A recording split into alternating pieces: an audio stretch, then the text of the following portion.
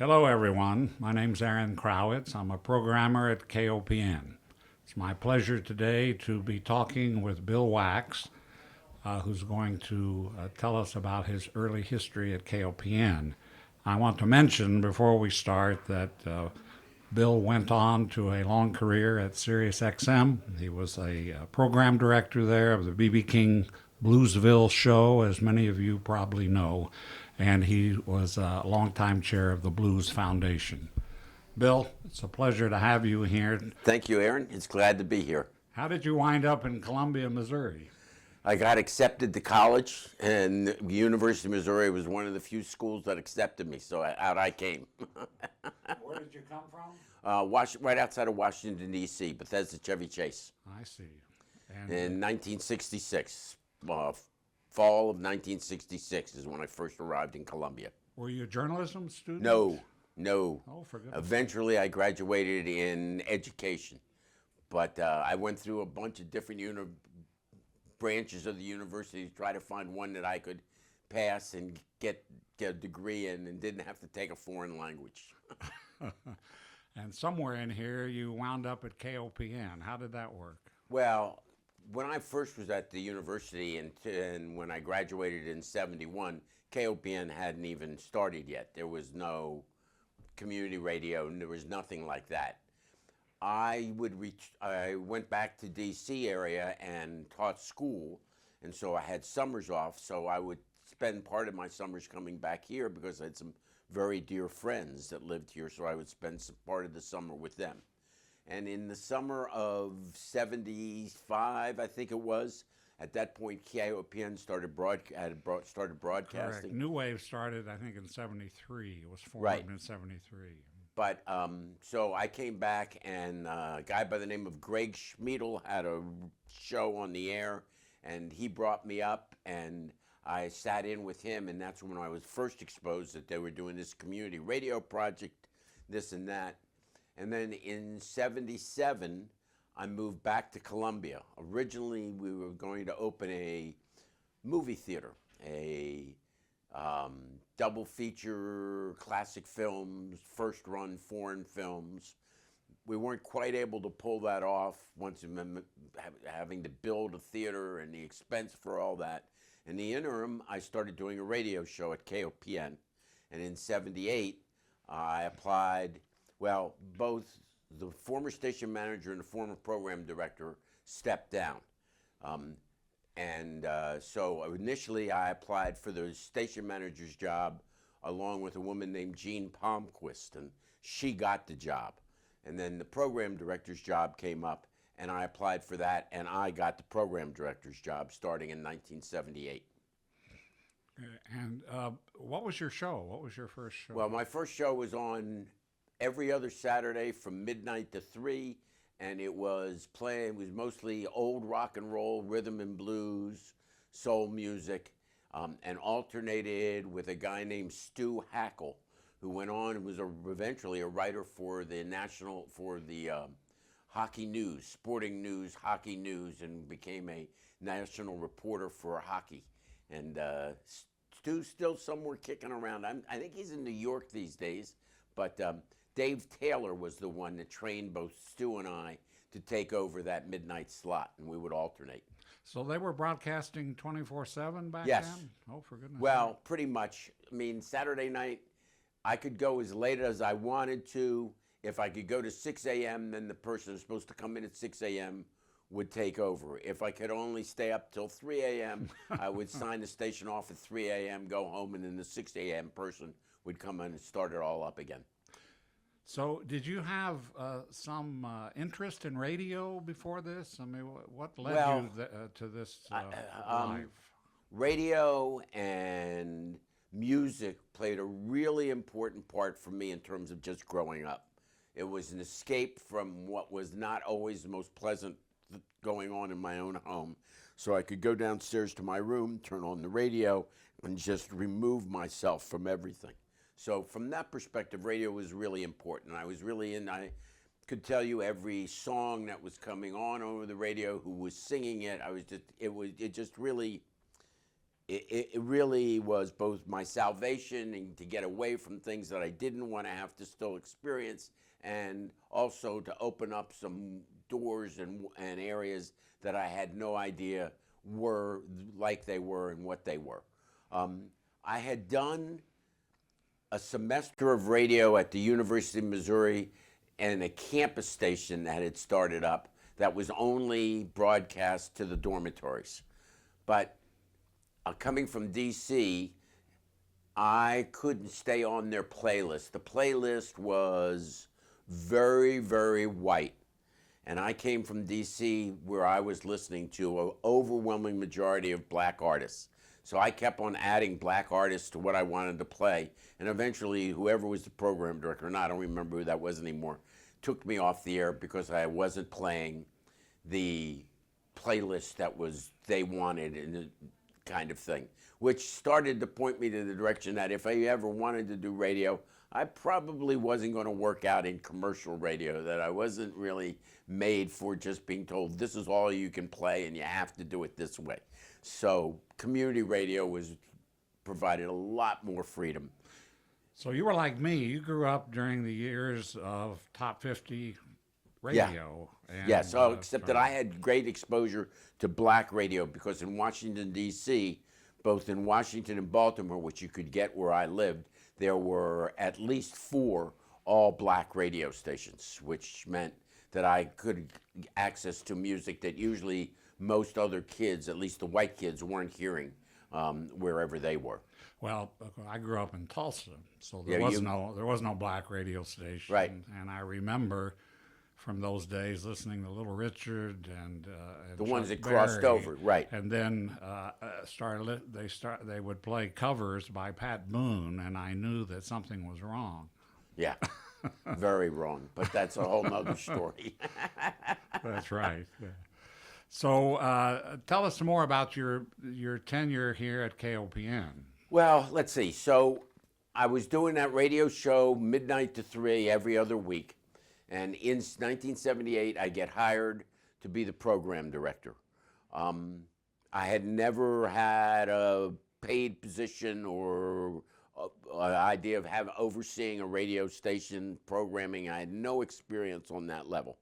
I had some experience of doing the show, and I had some experience of managing some things, but nothing like radio.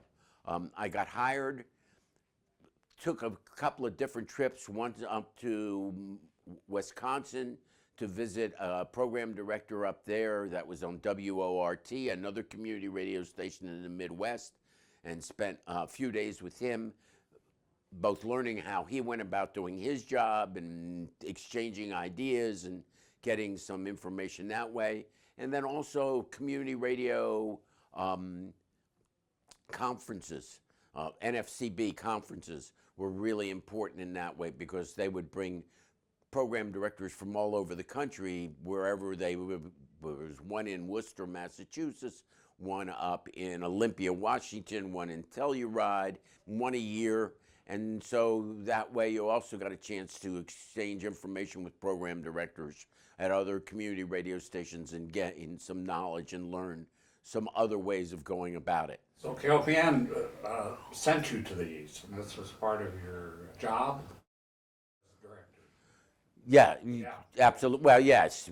And KOPN was a big part of the NFCB. At that point, if I remember right, KOPN is the 8th community radio station to go on the air in the country, and it is the first to go on the air in a much smaller market, not something like St. Louis or Berkeley or LA or New York. I mean, all the other community radio stations were in large cities where there was a tremendous amount of people, if you could get their ears to tune in. It's a little different in a market like Columbia, which was much smaller, much fewer listeners. So that made it kind of an interesting concept and sort of a leader, because all of a sudden these smaller markets started to have community radio stations show up in them, and KOPN sort of was the part of the model for that. How many of those first 7 stations are still on the air? Well, Seattle no longer is on the air. That was Crab. But Berkeley is still there. LA is still there. Houston is still there. New York is still there. St. Louis, KDNA is no longer there, but there's another station there instead of KDNA. So St. Louis is still covered. I would say 5 or 6 of them are still on the air. Okay. Would you say the community radio movement is alive and well? Yeah, I would say that. No uncertain. I mean, some stations aren't doing as well as other stations, but what's happened is there's a second wave, which is known as low-powered radio.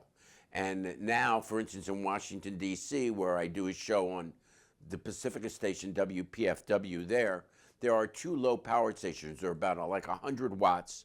Oh. Their coverage area is really, honestly, very small section of the community, but that's who they program for.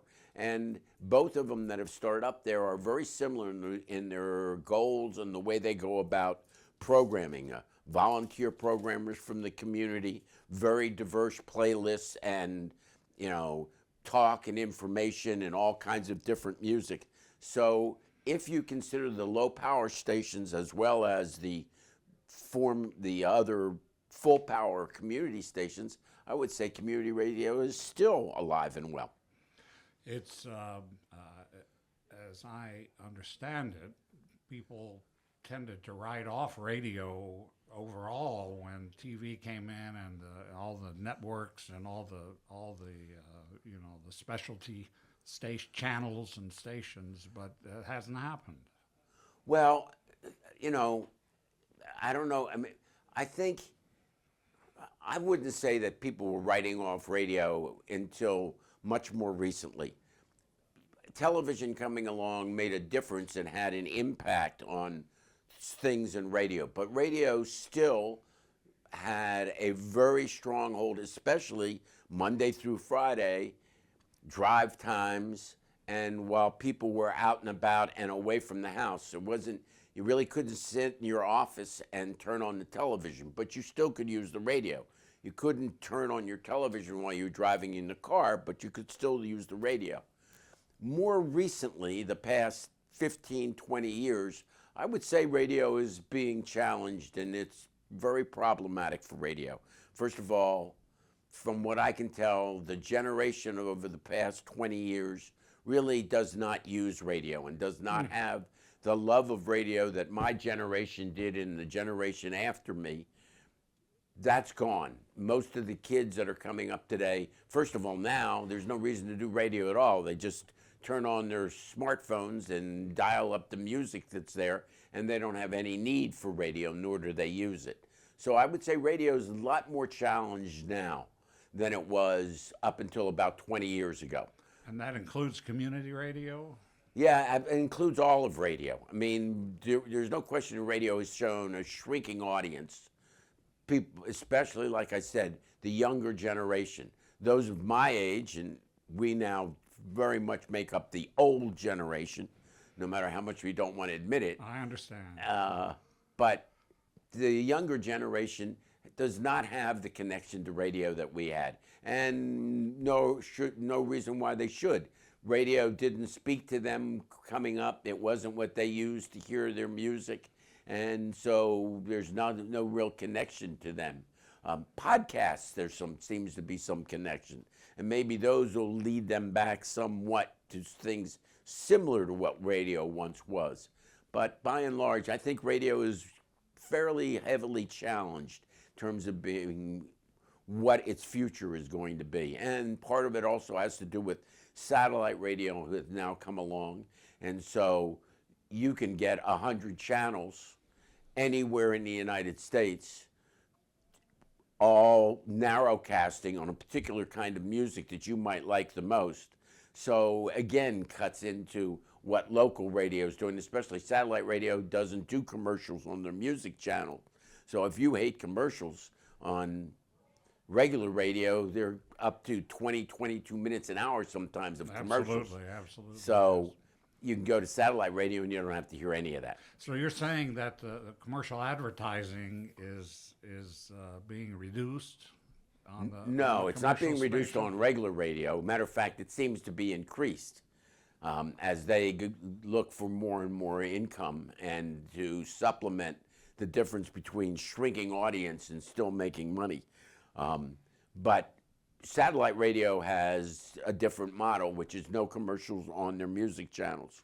So it's a different competition. It is, I mean, the thing that satellite radio can't provide is your local weather report, your local news, your local high school sports or college sports. I mean, those things that are really centered locally. And it's one of those things that commercial radio could do, but I don't think they do very well because they have been bought up basically by huge companies that manage 5, 6, 7 radio stations in the top 100 markets all across the United States. It's the same 3 or 4 companies, and if you go out and about, you can hear the same jocks doing the shows everywhere across the country, which has opened up the door, I think, to community radio for a bit, because community radio has constantly stayed committed to presenting the community, both by having the community come in and do the shows themselves and broadcasting information and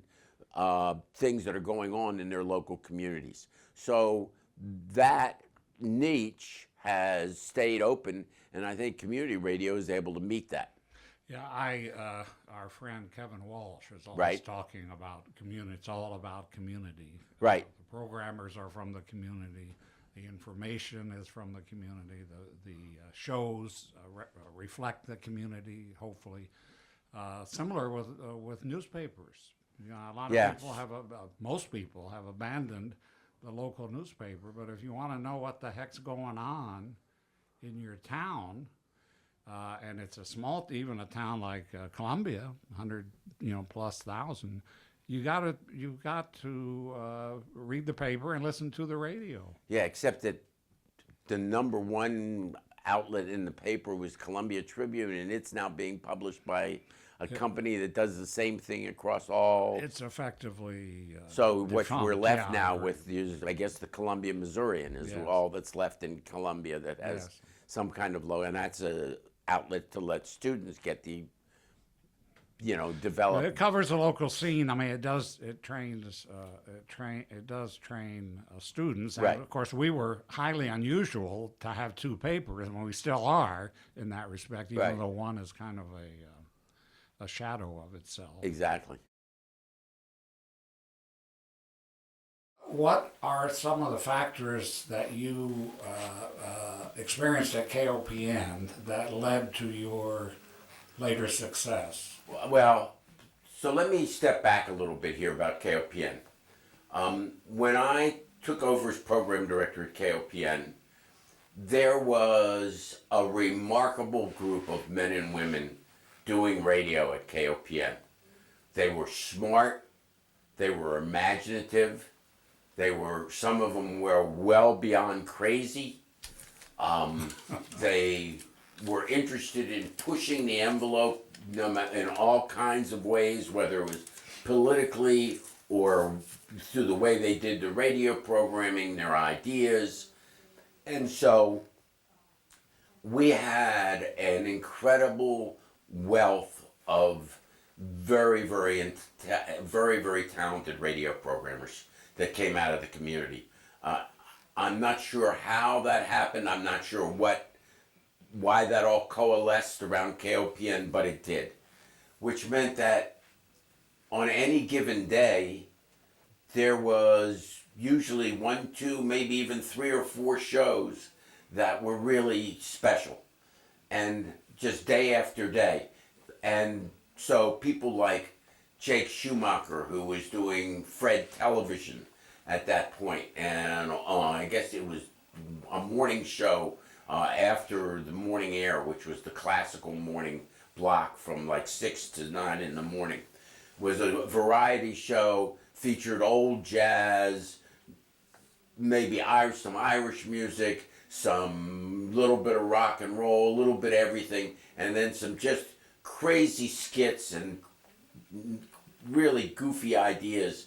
They didn't all perfectly work every time on the air, but you never knew what to expect, and it was always challenging. It was most of the time incredibly entertaining, and so there was Jake Schumacher doing Fred Television. There was Chris Merrick, who co-hosted with Jake sometimes as Pat Daly, but he had his own show at one point.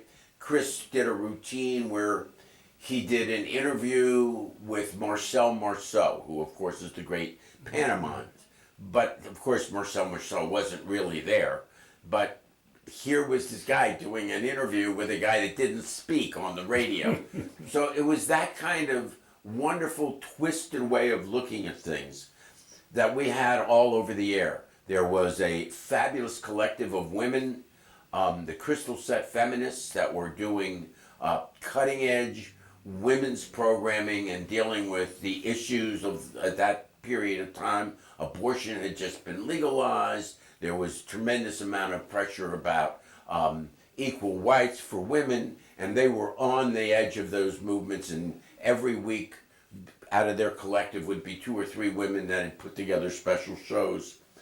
The black community became involved. Originally, it was Gretchen June Carter Lockett and Walt Anderson, known as the Sugar Man, doing shows on Saturday afternoon that really mostly music shows, but they also had interviews with people out of the community that resonated really strongly in the black community. And then people like Wina Faye Albert, who was a community leader, came up and started doing radio shows during that same block. So there was that aspect. The fans of bluegrass there was the Cedar Creek Pickaway, which is on Saturdays, and they would do live bands all the time up in the big studio, as well as playing recorded music. They were well into the bluegrass community and the fiddle community. People like Dave Pera and Kathy Barton, who've gone on to be performers on their own, and also Joe Newberry, who is a nationwide performer, worked with what's his name on NPR that did the show from Lake Wobegon. Yeah.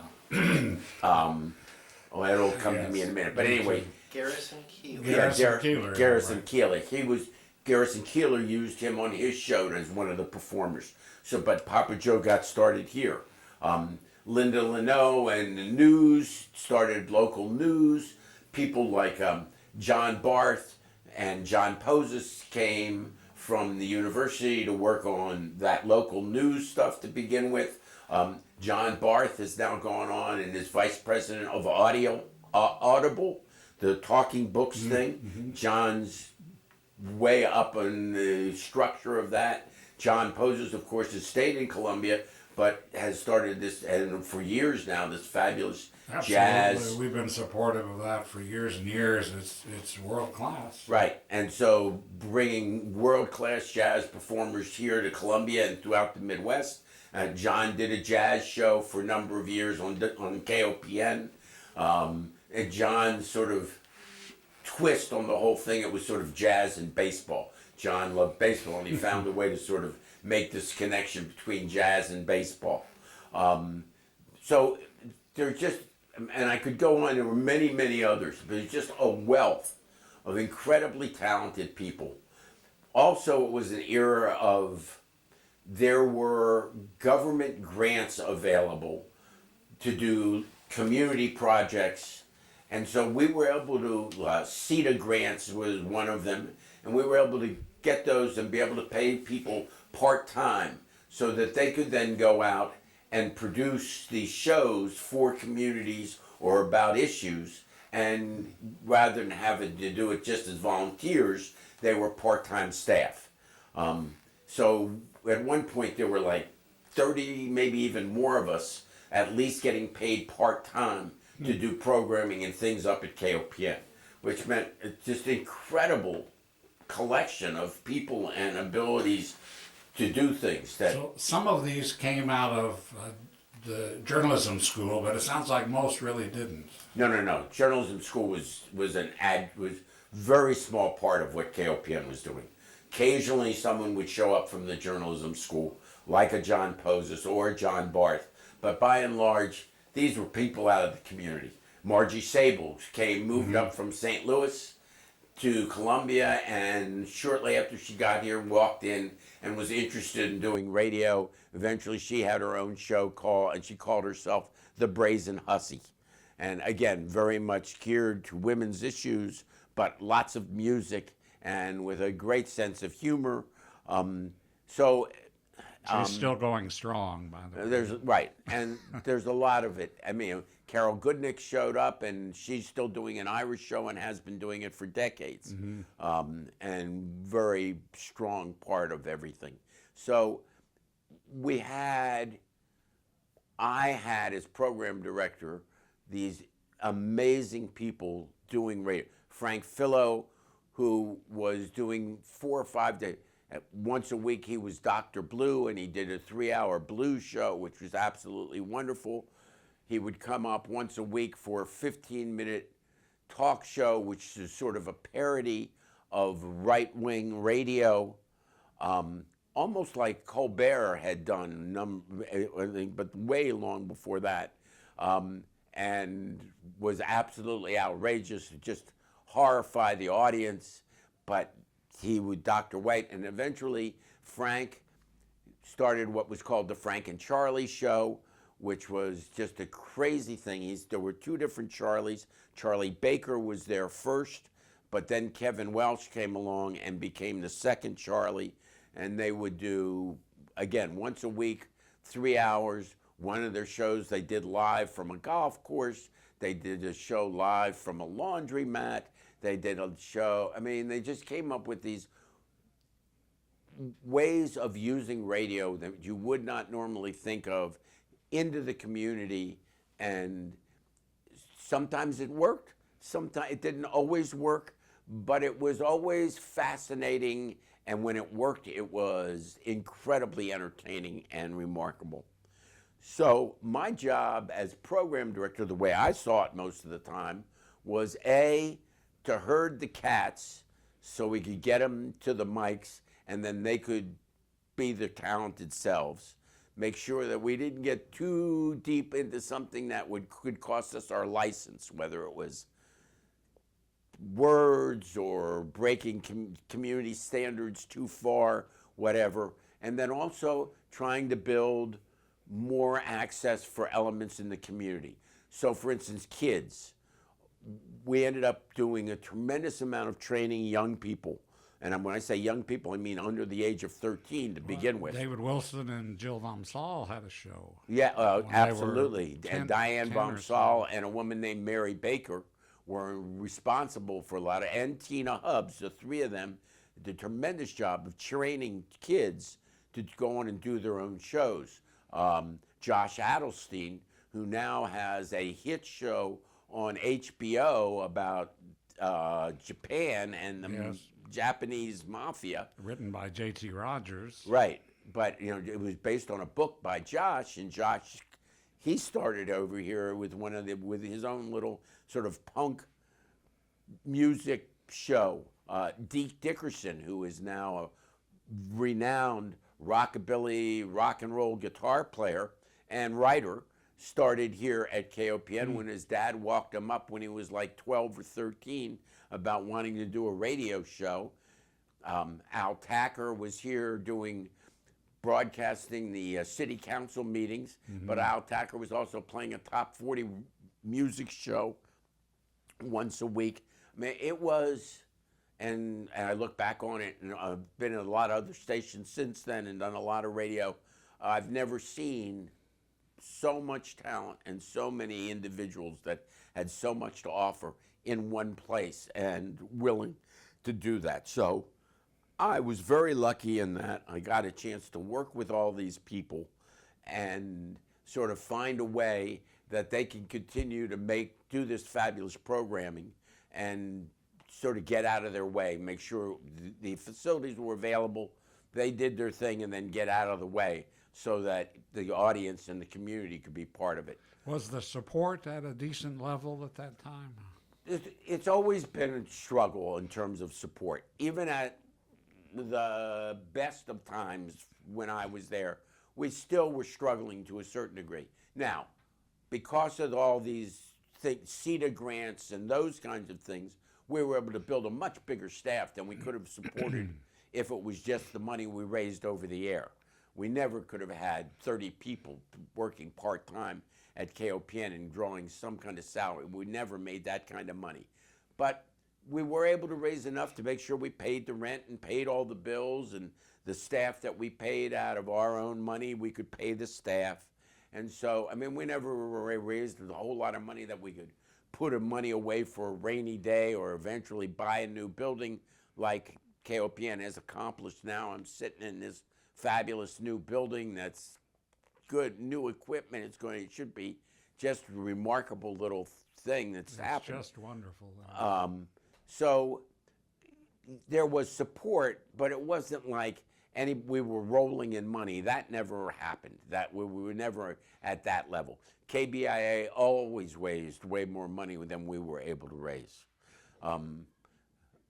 It is what it was. I mean, it was a struggle, but the other side of that is because of that, we had tremendous freedom to do what we felt we wanted to do and present issues the way we wanted to present them, and from a much more progressive viewpoint, which was pretty radical in the middle of Missouri. Mm-hmm.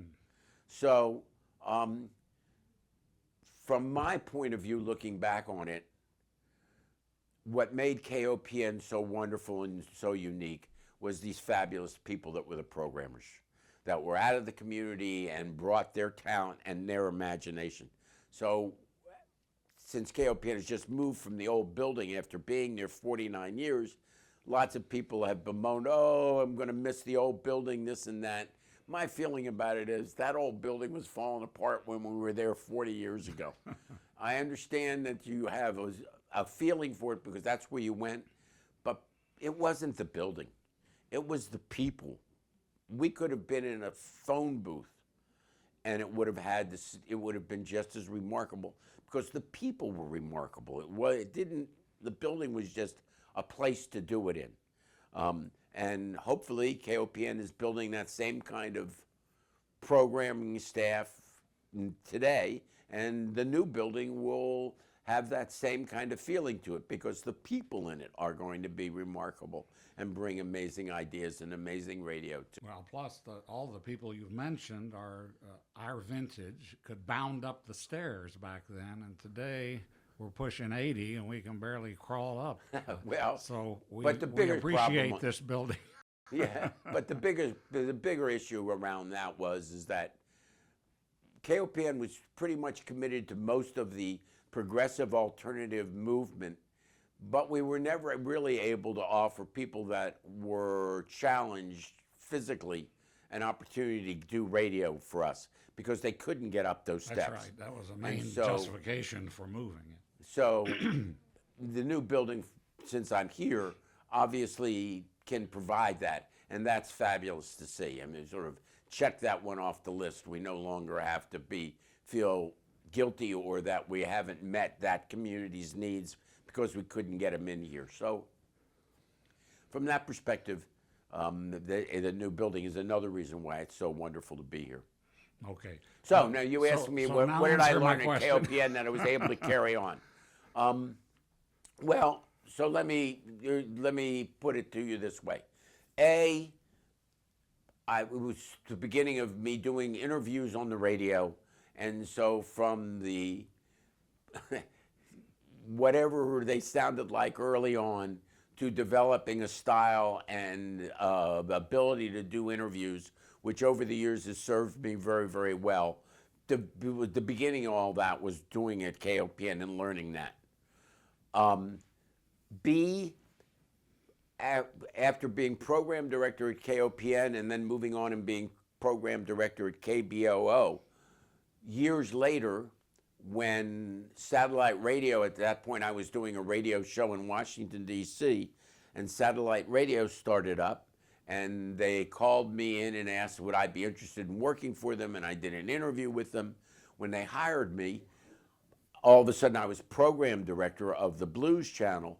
Well, because I had been program director somewhere else, not just doing a show once a week or twice a week or whatever, I had experience on what it was like to organize 24 hours, 7 days a week of as a schedule and manage it, so that the opportunity, and in some ways luckily knocked to get offered the position, but the ability to be able to do the job and hold on to the job was because of the experience that I had at KOPN and KBOO, also another community radio station in Portland, Oregon. So it was those kinds of things that carried on for me and opened those doors. I started to get much more deeply into just blues music as opposed to just soul and rock and roll. Well, that served me very much. Once I got to DC, I started to do a blues show there. That led to the folks at XM Satellite Radio reaching out to me and wanting to know, could I do a blues station for them? So the ability to work with lots of different kinds of people.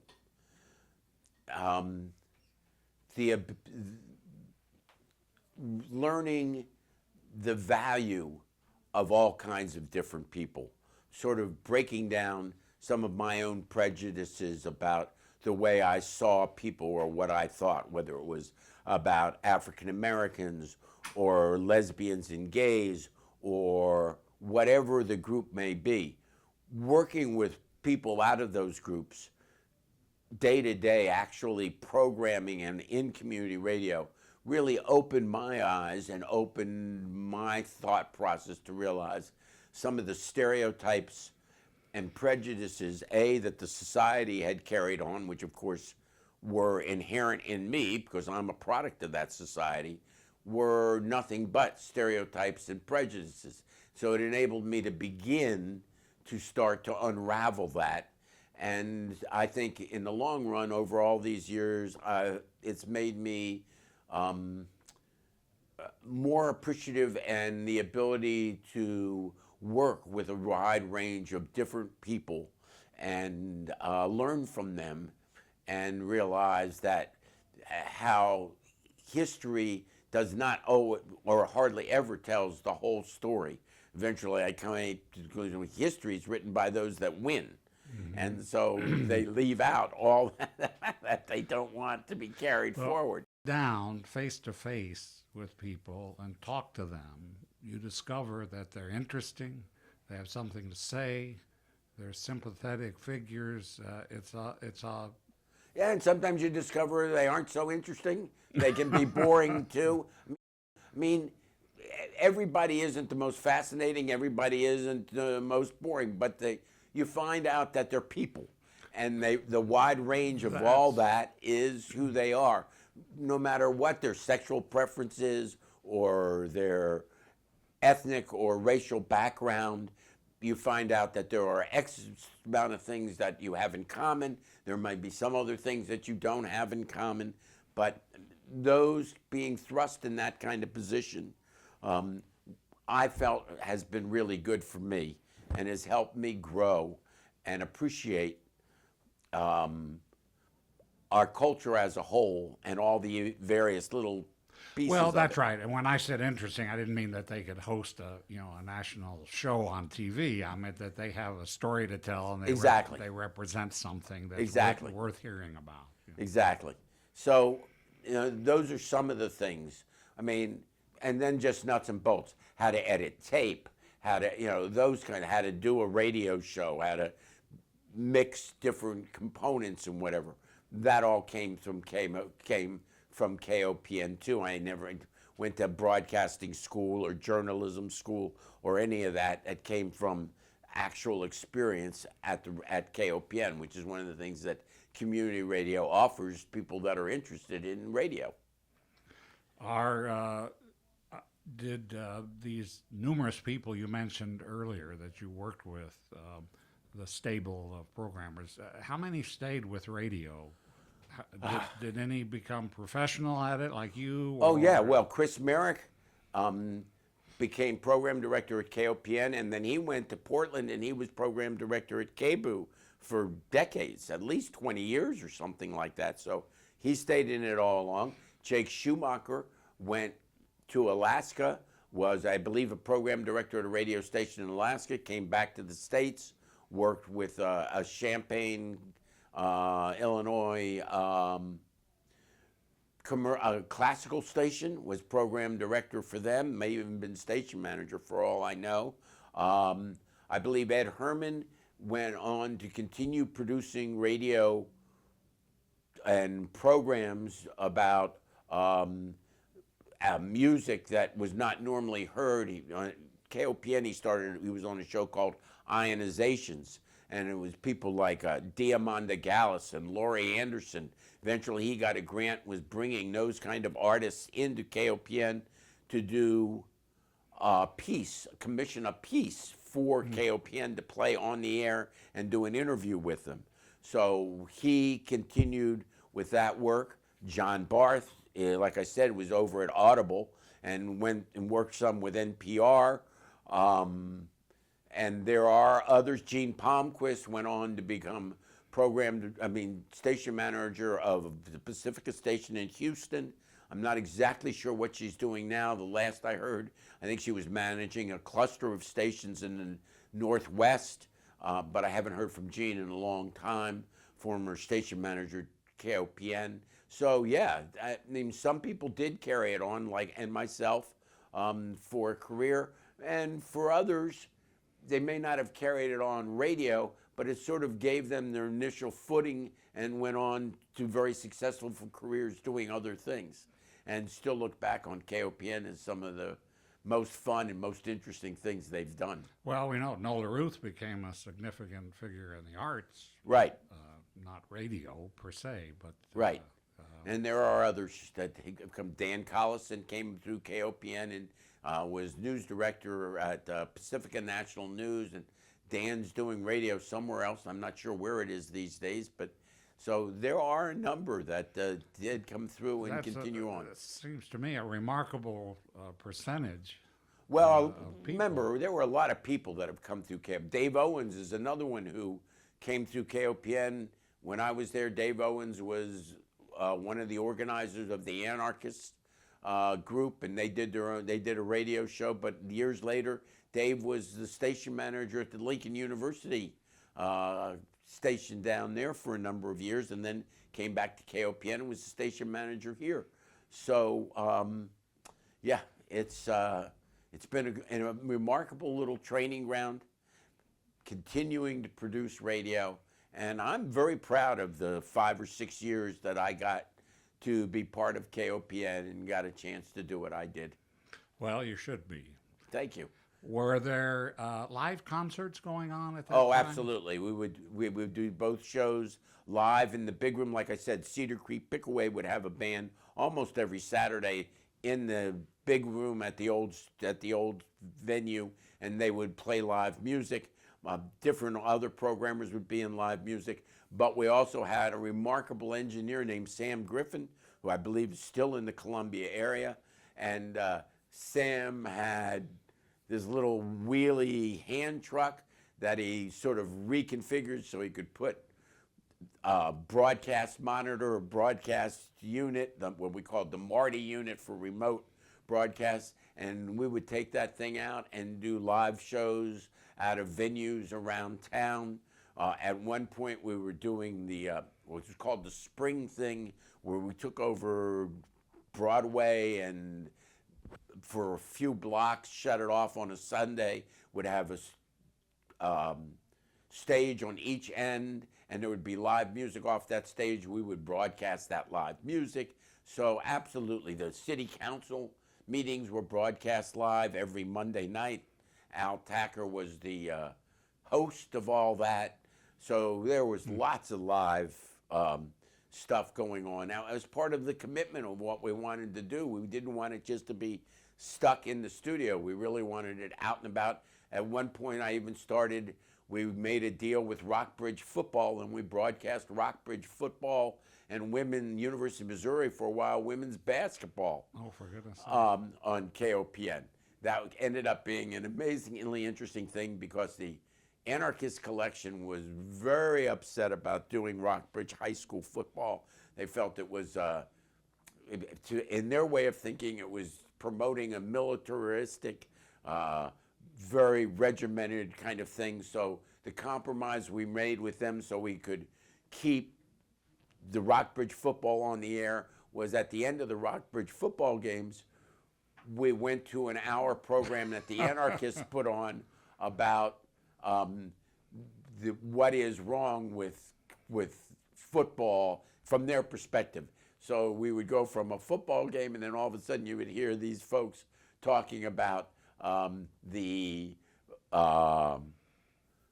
breakdown of society in terms of this, what football represented from a much more left-wing perspective, which was just craziness. But, you know, that was part of doing community radio, was finding a way to allow different elements of the community access to hear the things that they were interested in, and then finding a way to compromise between them and maybe others in the community that were opposed to what they were doing, and giving both groups the opportunity to present what it is they believed and what they thought. That's really interesting. And we are getting grants now from the Office of Cultural Affairs here in Columbia, and the first grant that we got last year did have a commitment to start doing some more live programming, and so the hope is out here to do some of that. And I think the station is interested in developing young people again. You know, I think that kind of fell by the wayside in recent years, and that there is some interest. Again, you just have to have people that are, you know, available to do that, to train them and do that work. It's a fairly big commitment, yes. We had like I said, we had an amazingly large staff, and we're able to find ways to fund part-time so we could do all that. It's not easy if you can't help fund somebody, because it takes a lot of hours to train these kids, shepherd them through whatever they're going to do. And if there is no funding for that, it means that somebody's going to have to give up a lot of hours out of their life, and it isn't so easy to do that without any funding. No, my earliest awareness of KOPN was through our dear friend Willie Wilson. Yep. Who donated hundreds of hours here and later at Ragtag. Absolutely. Bless his soul. Yes. So I think that answers your question about KOPN. And very well, yes. Thank you. Is there anything in particular that sticks out about your years here? Oh, there's a million things. You've mentioned so much. The relationship with the Blue Note. We ended up having an incredible relationship with the Blue Note, both them leaning on us if we wanted to see a blues act brought into town. We would help promote it, and the Blue Note would be willing to book it. And sometimes we would broadcast out of the Blue Note the live music of that act, and sometimes also the Blue Note would bring someone in, and they could call us up, and we'd be happy to do interviews with them on the air. I got a chance to interview Willie Dixon 2 different times, who was one of the giants of Chicago blues, both as a bass player and a songwriter and producer. The fundraising drives were always crazy, fly by the seat of your pants, because they were live. So there were plenty of things that were maybe cringe-worthy or mistakes, but there were also plenty of things that were just like so remarkably wonderful. Margie Sable coming in and baking cheesecakes, and then doing her show as calling it the Brazen Husky. Hussy does cheesecake. And so if you pledge your support, you got a slice of cheesecake. Julie Humans, who was doing a early morning classical show, she's still in the area living here. Yeah, we saw her yesterday. Yeah, she's still living in the area. Julie one day came in during a pledge drive and brought a little camp cooker, and if you pledged, you could come down and Julie would cook breakfast. So we started getting calls, people coming down to get breakfast, and lo and behold, the health inspector shows up and goes, well, where's your certificate that says you're allowed to do this and provide food to the public? And of course, we did not have any certificate, so I had to shut the whole thing down. So, I mean, there are tons of those kinds of movements, or tons of those kinds of things that I think back on. And literally, they were all ideas that came out of it. We did a citywide Scrabble tournament, and then we had the championship game we broadcast live. We called it, and the announcers were called letter by letter instead of play by play. We called them letter by letter announcers. And one of the two commentators came in, and unfortunately, she had had a little too much to drink before she came in. So partway through, she stood up and kicked over the Scrabble board that the commentators were using so that they could tell what was going on.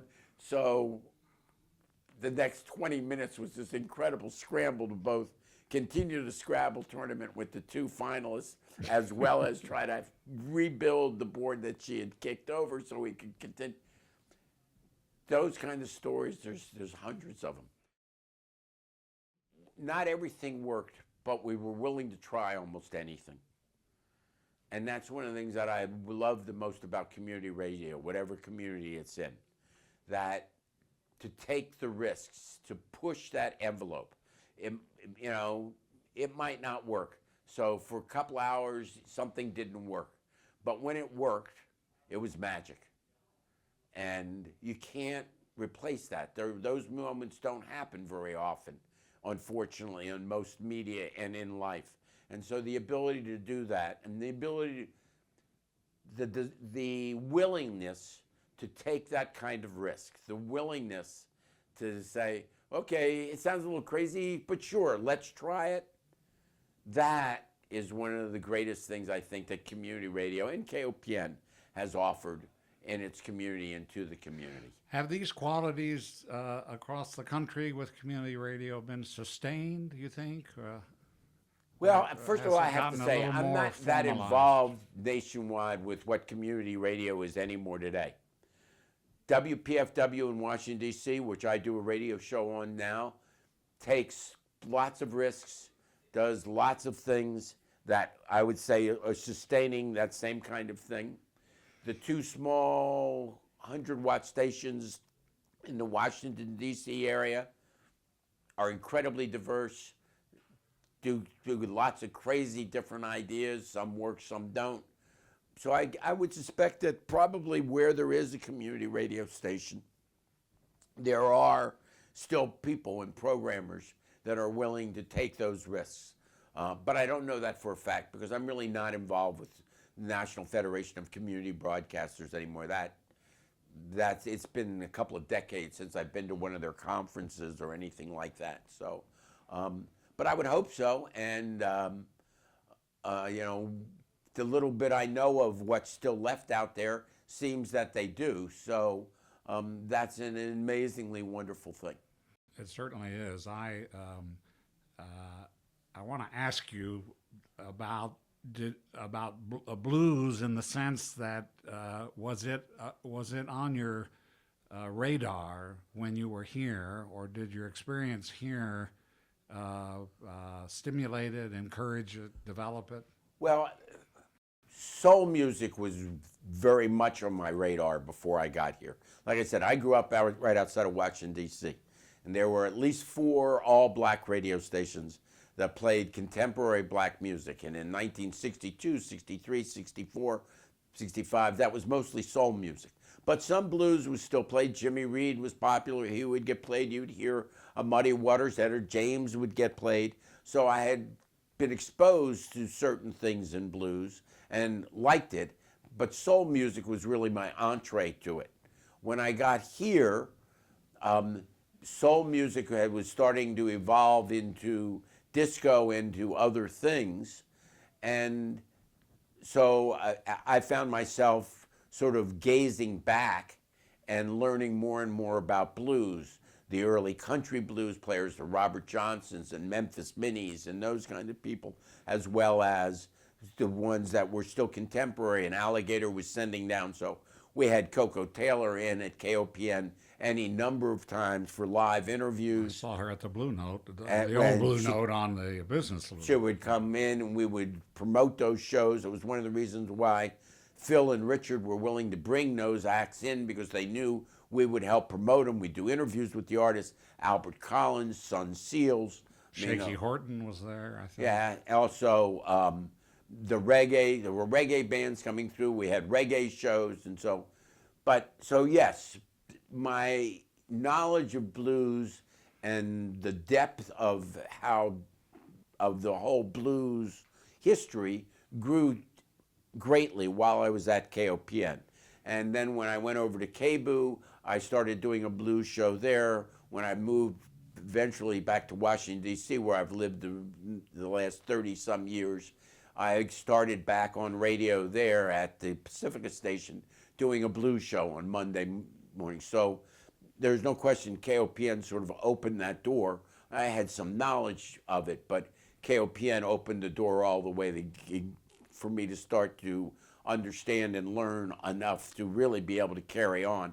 And then eventually that becomes being a program director of this remarkable 24/7 blues channel on a satellite radio, where they gave me the opportunity to do just about anything I wanted and programming it any way I wanted, and it ends up being really close friends with B.B. King the last 13 years of his life, knowing Buddy Guy personally, knowing Bonnie Raitt. Just opportunities that I never thought would ever have happened, and yet they did in my life. And very much the beginning of all that is my years here at KOPN. That's really There, like I said, I have tremendous feelings for and care a great deal about this, the little radio station that could, as we put it one time. Well, that's right, and has pulled off a miraculous fundraising campaign to buy a new facility. Has a great board chair, and a new director. Has existed for 40 years. Yeah. Next year is going to be a half a century for this radio station. That's an amazing achievement. It really is. Yeah, I was a listener and a supporter, but I only recently have been A programmer too. Learned a lot. I'm learning a lot by what you're saying, of course. Yeah, but now you do a show, right? Do Desert a Island. show, well, it's based on Desert Island Discs. It's called Marooned. Yeah. Right. So And that's just another example. Person that listened for a number of years out of the community, eventually got interested and moved enough to try to do something themselves, came up with an interesting idea, walks in, boom, now has a show. Yeah, That doesn't that's happen right. anywhere else but community That's radio. right. They've been very supportive, and I'm very grateful. And it's great fun. Absolutely. If you move back here, I'll have you on. You have to be a No, Columbia well, citizen. I'm not you moving see. back. I love coming back and visiting, and I have friends that I care very much, but from a very personal political point of view, at this point in my life, I can't live in a rabid red state. I just can't do it. I'm not. Everybody has their own personal politics. That's their business. But I could not. I just couldn't. And especially living in Maryland, which is about as blue a state as there is in the country. Well, I can tell you. This isn't a political show here, but this dilemma is affecting a lot of us. Oh, I'm sure. These days, it's a real problem. Look, I'm sure it affects everybody, no matter where you are, given the issues and what's going on. And that's one of the things about KOPN. There may not be quote unquote political shows, but KOPN has always been political. It has always looked to be a voice for members of the community that were voiceless, and to present an opportunity to allow those parts of the community to be heard. And so that leads it to be political. When you're putting on groups that other people dislike or want to disband, or immigrants they want gone, whatever, and yet they're getting an access here to tell their story, that's political. That's very political. And it's one of the things I love the most. Let me tell a story. Last night I was at a party, a 4th of July party, lots of people. And there were two people talking, and one of the guys said, well, I used to go out to lunch periodically with folks that worked over at the county courthouse and the county government center, including Bob Pugh, who I understand got elected as mayor again. And he said just recently he was at lunch with these people, and Bob Pugh was going on and on about how angry and how pissed off he was at KOPN and the things that they were saying and what the issues they were bringing up. And when I heard that, I was really proud of KOPN. It was like, that is exactly what the news staff should be doing. They're not there to be a publicity agent for Bob Pugh and the government. I mean, do something well, they're going to give the credit for it. But they're there to be a gadfly. They're there to hold the people that get elected feet to the fire to make sure they do what they said they were going to do and make life better for the people that are living in the community. And if they get under Bob Pugh's skin or whoever is the mayor's skin, obviously they're doing something right. I mean, that's what they should be doing. And I just, some of the people that were around while the guy was telling the story were going, yeah, to me, all I could think of is that is fabulous. They are carrying on the mission, and they're doing exactly what a news staff should be doing and what a radio station should be doing, that is talking about issues. They should be bothering people. They should be raising questions that make people think and reevaluate what they think is the right way to do it. Because maybe it isn't the right way. Maybe there are other ways of doing it. And if there aren't people asking those questions, if there aren't people presenting that, then we never get to learn that there may be other ways. So when I heard that story, all I could do is smile and think to myself, man, this is advertisement of why KOPN is so important. An interesting part of that story is that apparently Mr. Pugh was listening to KOPN. Yeah, and whether he would admit it or not. But yes, of course he was. Who else, unless KBIA is devoting way more time to local government and stuff, and I doubt they are, because really most of their programming is national public radio, and that's coming out of places that have nothing to do with Columbia, Missouri, then where else are you going to go and get information about the local issues? They do a few interview shows with one, I think, with African American community specifically, and others here in Columbia. In Columbia, yeah. Great for them, because that didn't used to be up there. No, this is relatively new. I don't want to. No, it's all good. I mean, they're glad to hear that that's happening. But like I said, that story just to me represented everything that KOPN should be pushing for and what they're about. Well, and it may be that KBI is doing that, part of the influence of KOPN's presence here. I'm sure that that's part of it. And KBA has had influence at different times on what KOPN was doing. I mean, that's just the nature of the beast. You have to figure out your place within the spectrum, and if somebody's already doing lots of something, is there a need for you to redo it? It was always the question about how much classical music KOPN should be doing, when in the old days KBAA was doing multiple hours every day of classical music. So it's a give and take. You have to figure that out. That's part of what. Well, when Diane Rehm retired, and she was carried on KOPN, a lot of people of our vintage kind of quit listening to KOPN, and I think there was discussion of, among programmers, should we have been airing her in the first place? Is that what KOPN represents? I would say yes. I think it was, our association with NPR has been fruitful for us and a good thing, but not everyone thought that way. They wanted more of the local down-to-earth stuff, yeah.